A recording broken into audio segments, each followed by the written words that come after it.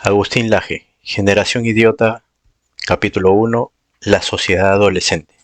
Una parte importante de mi adolescencia transcurrió en la casa de mi abuela materna. Todos los días al salir del colegio almorzábamos juntos. Ella preparaba la comida que usualmente ya estaba lista para servirse cuando yo llegaba, tras tomar uno o dos buses. Todavía hoy podría enumerar con precisión de centavo los menús más destacados y hasta saborearlos en mi imaginación. La casa de mi abuela era la casa de sus nietos. No solo yo me apersonaba a diario, sino también mis hermanos. Algunas veces se sumaba mi prima. Mis padres, mientras tanto, trabajaban. Sus horarios laborales tomaban toda la mañana y se extendían hasta la tarde. Ese era el motivo por el cual la casa de mi abuela abría sus puertas, no solo como un comedor, sino más bien como un lugar de encuentro intergeneracional. En una sociedad que venía negando hacía algunas décadas el mundo de los adultos y despreciando el mundo de los viejos, yo recibí grandes lecciones de vida en la casa de mi abuela. Punto 1. Viejos. La fuente de la juventud es un óleo sobre la tabla del año 1546 del pintor alemán Lucas Cranach, el Viejo. Su tema es el tiempo, la edad y el deseo de rejuvenecimiento y eternidad que pesa sobre las criaturas finitas y crecientemente entrópicas que somos. Evoca un mito inmemorial que cuenta de un manantial con la capacidad de rejuvenecer a quienes se bañaran en él. En el centro de la pintura se nos muestra la fuente mítica, cuyos poderes mágicos son capaces de devolverle la juventud a las ancianas que en ella se bañan. Por eso vemos en la izquierda de la pintura a sus familiares cargar a ellas, en lo que parece ser un largo y extenuante viaje que tiene por destino la fuente. A la derecha de la pintura, las ancianas salen de su baño ya no con sus cuerpos viejos y cansados, sino como hermosas jóvenes desnudas que son dirigidas por hombres hacia una carpa. Al salir de la carpa les esperan bailes y banquetes, diversiones y placeres. Desde antaño, la juventud ha sido objeto de deseo y ha despertado la imaginación de diversas maneras. En el siglo VII, Isidoro de Sevilla creía que la fuente podía encontrarse en Oriente. Un cantar de gesta del siglo XIII, Huon de Bordeaux, sostenía que el Nilo la proveía de sus aguas.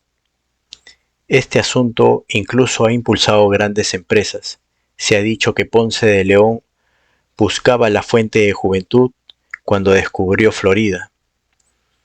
En nuestro mundo desencantado, en el que la técnica reemplaza la magia, los nuestros buscan la eterna juventud no en aguas mágicas, sino con arreglos a las cirugías, cremas, prótesis, medicina regenerativa, ácido hialurónico, masajes reafirmantes y tonificantes, radiofrecuencias nanofraccionadas, ultrasonidos, láser y Photoshop, pero se mantiene el objeto del deseo. Más aún, en un mundo desencantado, el deseo de la juventud eterna se agudiza. En él, la vejez ya no tiene nada que hacer, ni qué decir, va empujando al sujeto fuera del mundo, va anticipando su salida final, y por lo tanto acaba con su subjetividad antes de tiempo. El viejo ya no es subjectum, ya no está puesto debajo, ya no es fundamento de nada, cuando la muerte no significa más que el final, y el desencantamiento del mundo ha llegado al grado de romper cualquier significación fuerte y compartida de la vida. La presencia del viejo recuerda la finitud de nuestra naturaleza, la fatalidad de la vida, y por eso hay que esconderlo o maquillarlo. En las sociedades premodernas, la vejez no era necesariamente una maldición. Bajo ciertas circunstancias podía ser todo lo contrario. Incluso en las sociedades primitivas, cuya existencia material precaria y su necesidad de desplazamiento territorial más o menos constante hacen del viejo una carga objetiva. Este puede mantener un destacado en el entramado comunitario. En efecto, sus años traen consigo la experiencia el conocimiento, la tradición, la magia y la proximidad al mundo de los espíritus. El viejo, de las sociedades primitivas, puede gozar de un papel social destacado, bajo la condición de que la cultura se haya desarrollado lo suficiente como para revestirse de un cierto sistema religioso y como para precisar de una tradición que necesite transmitirse. El desarrollo de la propiedad también suele ser una condición importante, de ella acumulada con el correr de los años que desembocan en la vejez. Es posible extraer prestigio. Los antropólogos han ofrecido muchos ejemplos al respecto. Malinowski encontró que las tribus de las islas Trobriand concedían la autoridad a los más viejos, y eran ellos los que encabezaban distintas ceremonias y rituales de gran relevancia y llamaban al orden tras las fiestas. Con una situación similar se dio Margaret Mead en su estudio sobre las tribus de Nueva Guinea, donde los ancianos bien posicionados gozaban de altas cuotas de poder y donde la educación doméstica que brindan las abuelas resultaba inestimable para sus nietas. Lo mismo se repite en innumerables casos. Los Fangs, originarios del interior del área continental de Guinea Ecuatorial, ponían a sus viejos a conducir la política, mientras los jóvenes se encargaban de la guerra. También los Arantas desarrollaron una gerontocracia al igual que los Tips y los Kikuyus, y los Masáis y los Nandis de África Oriental. Similarmente, entre los Lukbaras de Uganda, los jefes de cada linaje eran usualmente los de mayor edad. Los ancianos Khoiskois, por su parte, eran constantemente consultados sobre temas relevantes y dirigían importantes ritos de la comunidad. Entre los Ojibwas del norte, los viejos transmitían a los jóvenes sus conocimientos sobre hierbas medicinales, ejercían el sacerdocio y ordenaban la logística laboral. Algo similar se daba entre los navajos, cuyos viejos cantores tenían el poder de traer la lluvia y la buena salud, y compartían poco a poco sus secretos con los jóvenes. Los ancianos coryaques, que poseían rebaños, a su vez, tenían una función matrimonial indispensable, consistente en distribuir sus bienes a sus hijos y yernos. Los viejos yaganes, asimismo, gozaban de los mejores lugares de las chozas y se dedicaban a aplicar la ley no escrita, que dependía tanto de su memoria como de su interpretación. Para los Méndez, la memoria del viejo es imprescindible, pues sólo ella puede decir qué clase pertenece cada uno, y por eso la estructura social depende de ella. Los viejos leles podían excluir del culto a los insubordinados y hasta monopolizaban los oficios que ejercían. Entre los aleutianos, cuyos viejos se encargaban del calendario y de la educación, se decía que quienes tratara bien a los ancianos tendría fortuna en la pesca. Los indios del Gran Chaco desarrollaban incluso temor hacia sus viejos, puesto que estos detentaban peligrosos poderes mágicos y tras la muerte sus fantasmas podían acechar al mundo de los vivos.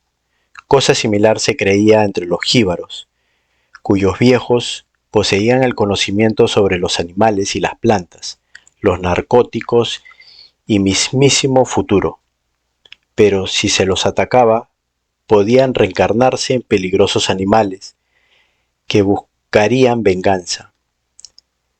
En cuanto a los lloros del África Oriental, consideraban que los más ancianos estaban imbuidos de una gran cantidad de maano, una especie de poder mágico similar a la idea de maná. Más allá de los primitivos, la antigüedad también concede, en muchos casos, un lugar importante a los ancianos. Incluso una sociedad guerrera, como la espartana, coloca a sus viejos en el poder. El culto a la fuerza y a la destreza, la lucha y la conquista, no impide que esto sea así. La vejez es, con todo, fuente de valor. Que los infantes defectuosos deban ser aniquilados por inútiles según los cánones de una polis guerrera, pero que los ancianos tengan una institución propia de gobierno, se explica sobre todo por el lugar de la tradición, cuya transmisión depende fundamentalmente de los segundos. Esa institución era la gerousia, compuesta por 28 gerontes, que no podían ser menores de 70 años, y que convivía con una doble monarquía. Los 28 ancianos eran elegidos por un sistema de aclamación popular, lo que da cuenta del carácter público de los viejos espartanos en general. El poeta Tirteo cantó unos versos que celebraban esta constitución, en la que el cuerpo de los ancianos reviste la mayor importancia. Oyeron con su oído y nos trajeron este oráculo y versos infalibles, que predijera la Pitia Febo. Tengan el mando los sagrados reyes, que son tutores de la amable Esparta, y los graves ancianos luego del pueblo. Se confirmaran las rectas leyes. La Atenas anterior a la democracia también revestía de poder a sus ancianos. El Areópago, al que le competían asuntos de materia política y judicial, estaba compuesto de viejos arcontes, y aún en tiempos democráticos, la vejez tendrá defensores de la talla de Platón y Aristóteles, cada uno a su manera.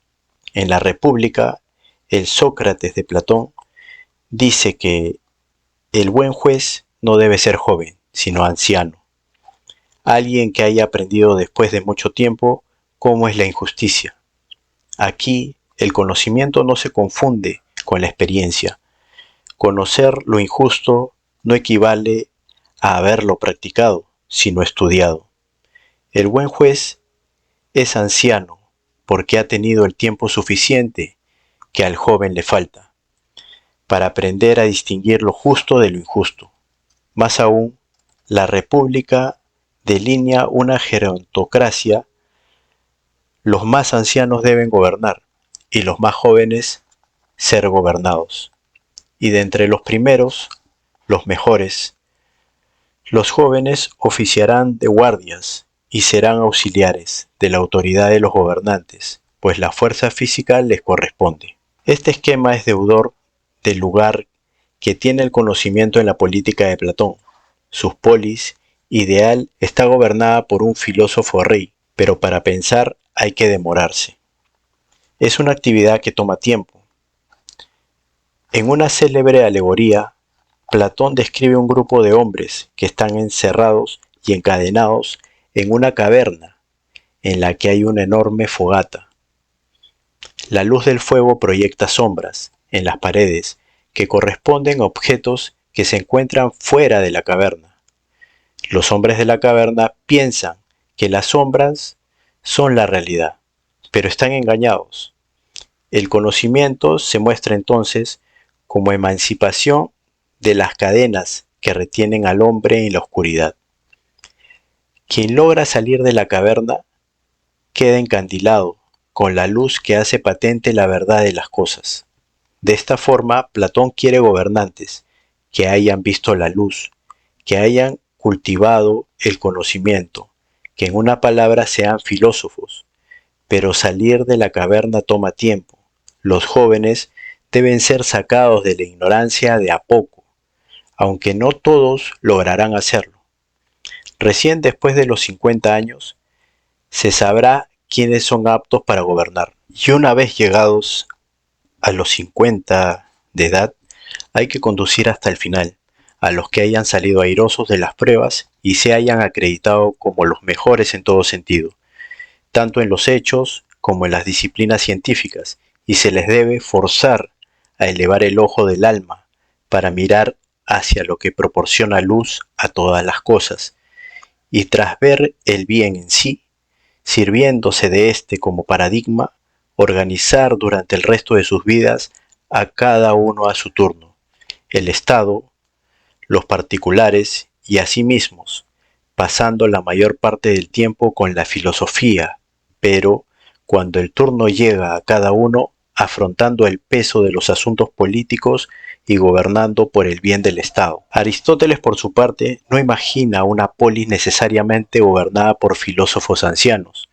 pero mantiene gran estima por los adultos mayores. A ellos se les debe el honor que les corresponde según edad.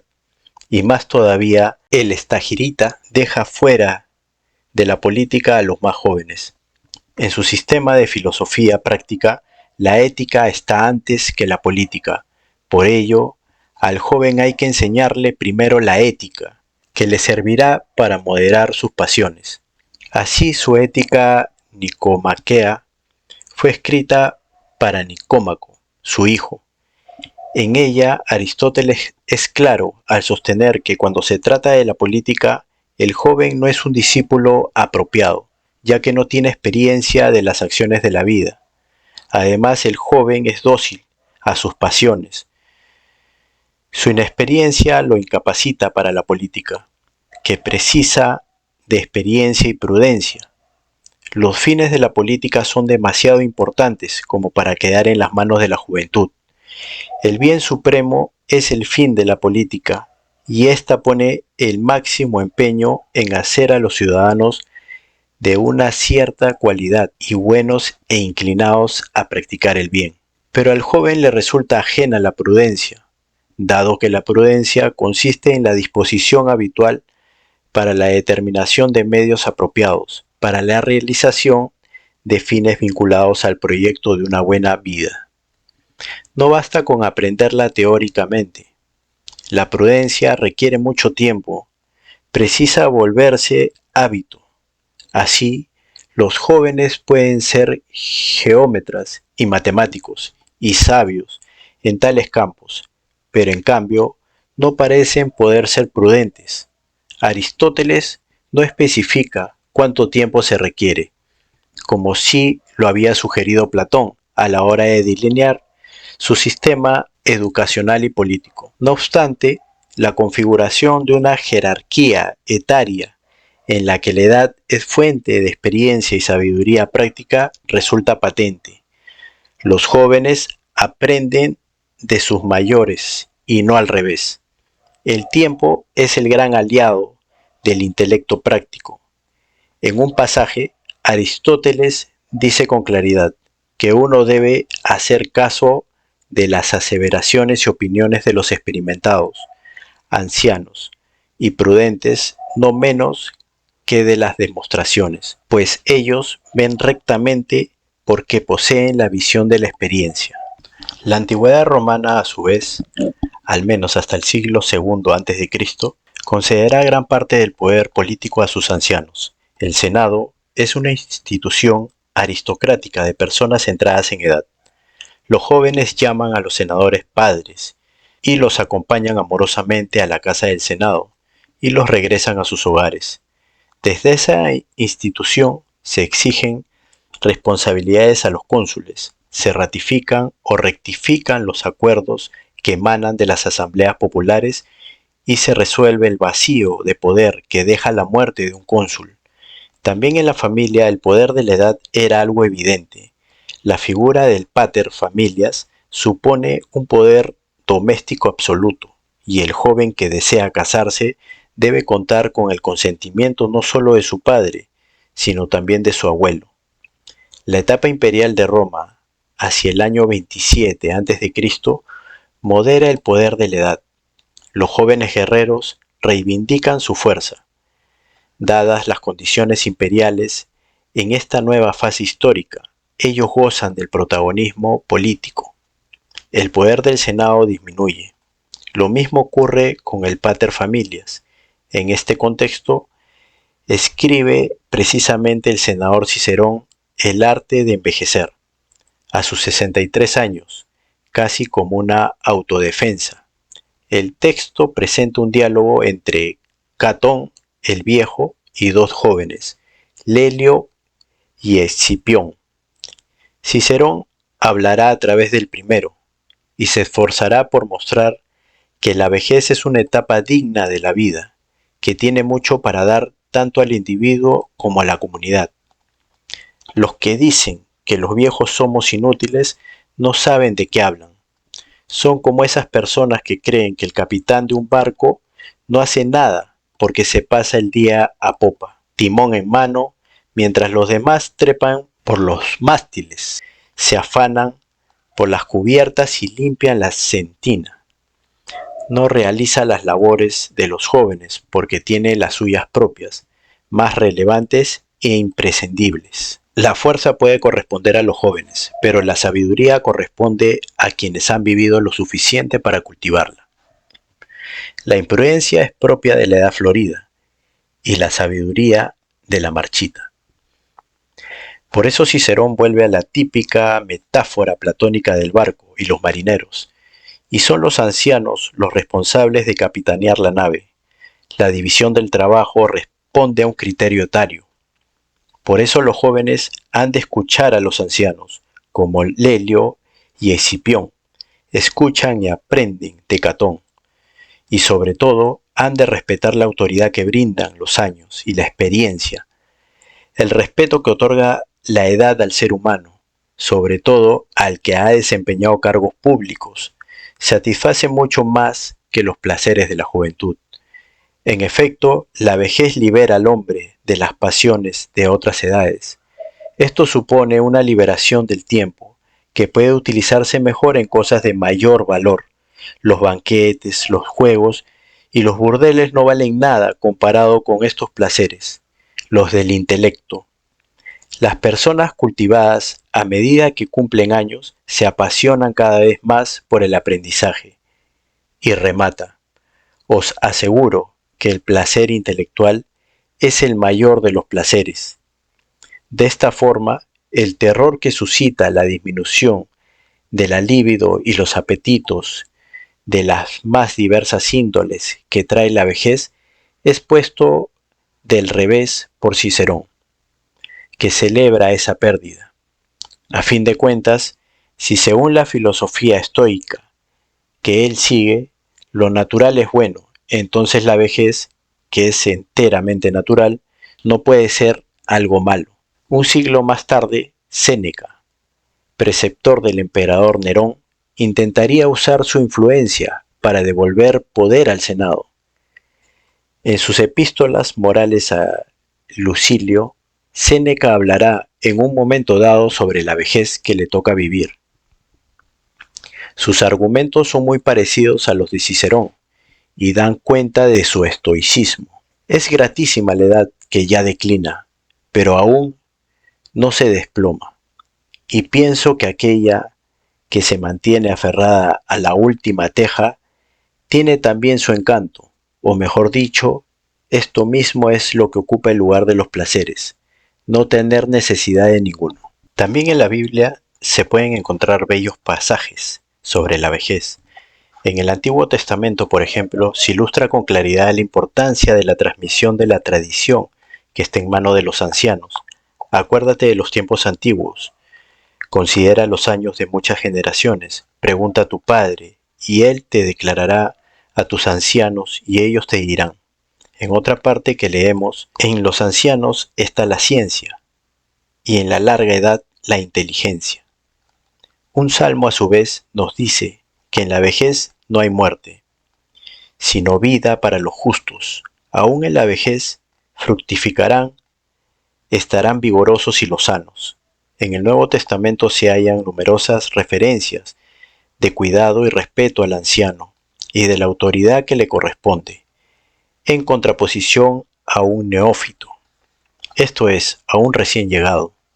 Así, por ejemplo, los obispos deben ser cristianos probados en el tiempo, que se han desarrollado tanto en carácter como en conocimiento, que gozan de una buena reputación personal y familiar, y que han demostrado ser mayordomos eficientes de los asuntos de la Iglesia. Justamente la palabra griega para anciano es presbíteros, que habla de un hombre maduro y con mucha experiencia. No es extraño encontrar en la pluma de los más destacados filósofos de la era cristiana, referencias de este tenor sobre la vejez, desde San Agustín a Santo Tomás. El primero divide las edades del mundo en 6 etapas, que identifica con las edades de la vida, de Adán a Noé, infancia, de Noé a Abraham, pueritia, de Abraham a David, adolescencia, de David al cautiverio en Babilonia, juventud, de este último al nacimiento de Cristo, madurez, de Cristo a la eternidad, del fin de los tiempos, ancianidad. Así la última etapa de la vida se relee teológicamente como un tiempo de gracia. En sus confesiones, Agustín anota cosas que tienen su aurora y su ocaso, que al nacer tienden al ser, crecen para perfeccionarse y cuando son perfectas, envejecen y mueren. Por su parte, Tomás recomendará el estudio de la metafísica para una edad bastante avanzada. Ella se orienta al conocimiento de Dios y las verdades divinas, y por tanto es un punto de llegada. Su nivel de abstracción es inapropiado para quienes no tienen la madurez suficiente. Según la clasificación de las edades para sumergirse en la metafísica, el hombre debe tener por lo menos 50 años, lo que en la Edad Media lo hacía a uno anciano. Gobernadores, magos, sacerdotes, filósofos. Bajo ciertas circunstancias políticas y culturales, las sociedades premodernas muy a menudo han concedido al anciano lugares de importancia. La ancianidad supone una suerte de estatus que le otorga al hombre una serie de derechos, obligaciones y funciones sociales propias de un agente. El anciano puede ser admirado, temido, respetado, obedecido e incluso adorado, o bien todas estas cosas al mismo tiempo. El viejo detenta el conocimiento propio de la experiencia, la comunión con los antepasados, los secretos mejor guardados, la correcta interpretación de la tradición, o bien todos estos privilegios al mismo tiempo. Pero todo esto es un valor solo allí donde la vida transcurre sin conmociones, donde el cambio social es prácticamente imperceptible y donde la estabilidad comunitaria vuelve eterna la práctica social.